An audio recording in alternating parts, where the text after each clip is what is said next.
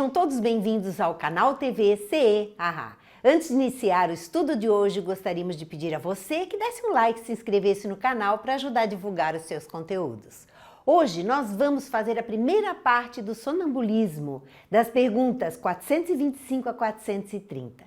Na pergunta 425, o sonambulismo natural tem alguma relação com os sonhos? Como explicá-lo? Como explicar o sonambulismo natural, que é aquele sonambulismo que não é provocado pela hipnose? E os espíritos respondem: é um estado de independência da alma, mais completo do que o do sonho, quando nele suas faculdades adquirem maior amplitude. A alma tem então percepções que não dispõe no sonho, que é um estado de sonambulismo imperfeito.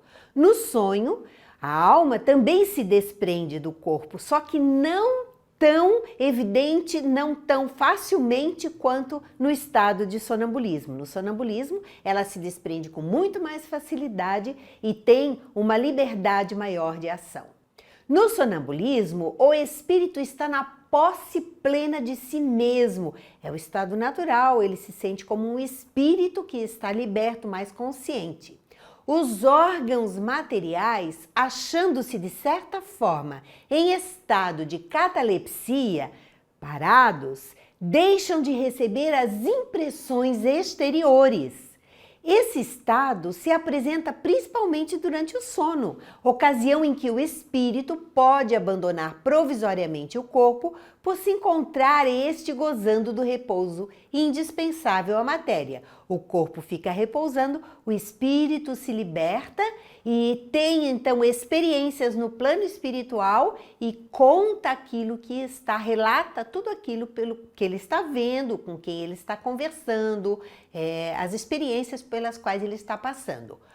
Quando se produzem os fatos do sonambulismo, é que o espírito, preocupado com coisa ou outra, se aplica a uma ação qualquer para cuja prática necessita de utilizar-se do corpo. Essa informação bate com a informação da medicina em relação aos sonâmbulos, que quando estão preocupados com alguma coisa, têm então os surtos sonambúlicos, que andam normalmente pela casa, falam alguma coisa quando eles estão preocupados.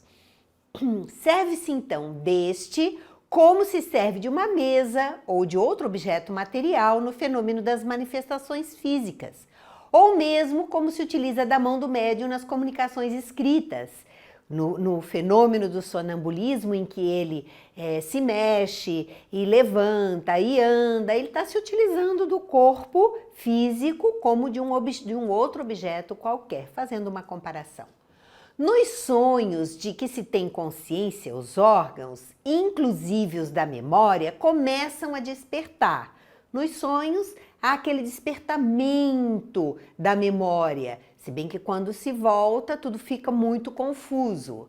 Eles recebem perfeitamente as impressões produzidas por objetos ou causas externas e as comunicam ao espírito, que então, também em repouso, só experimenta do que lhe é transmitido, sensações confusas e a miúde desordenadas, sem nenhuma aparente razão de ser, mescladas que se apresentam de vagas recordações, quer da existência atual, quer de existências anteriores.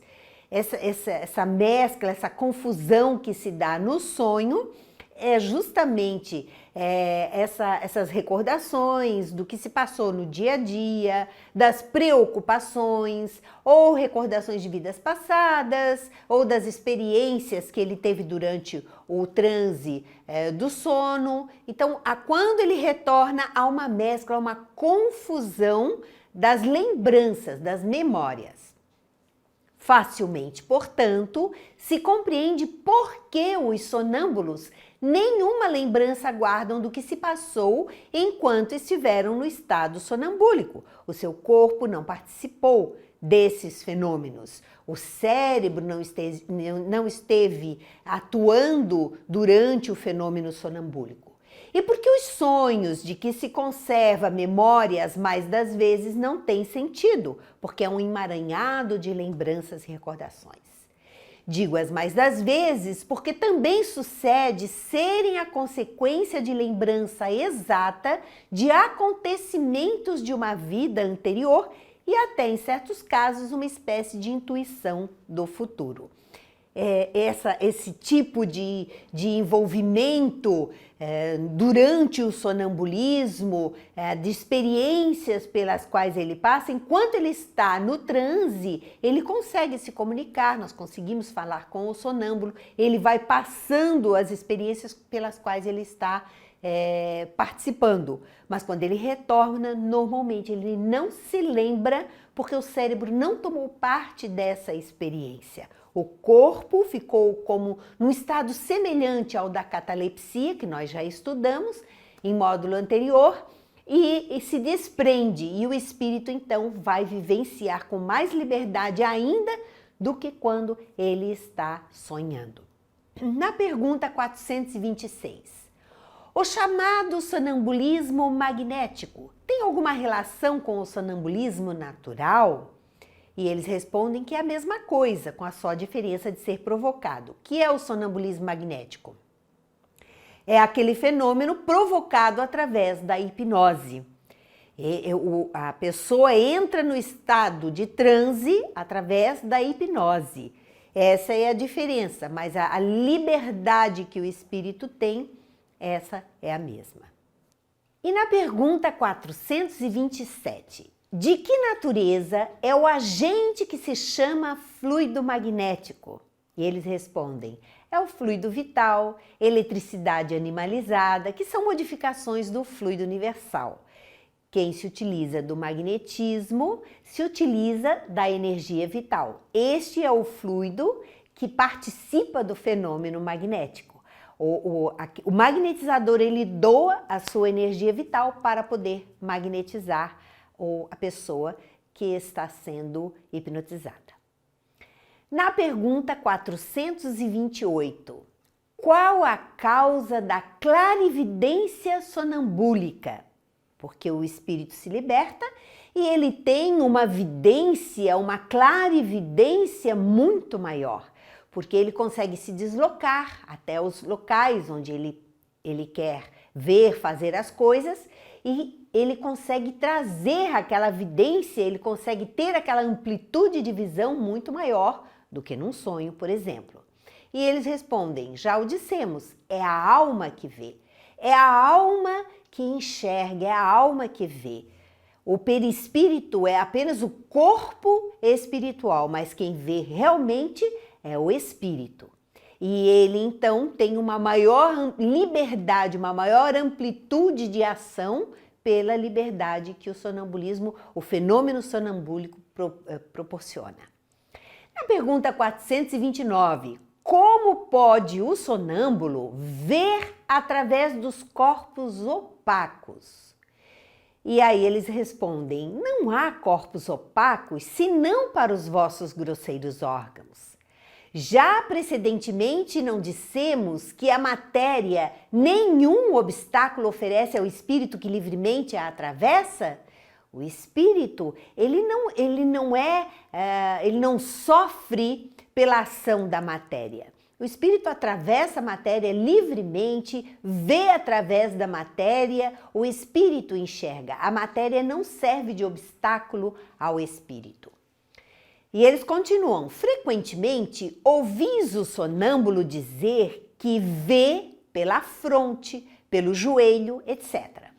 Porque achando-vos inteiramente presos à matéria, não compreendeis lhe seja possível ver sem o auxílio dos órgãos.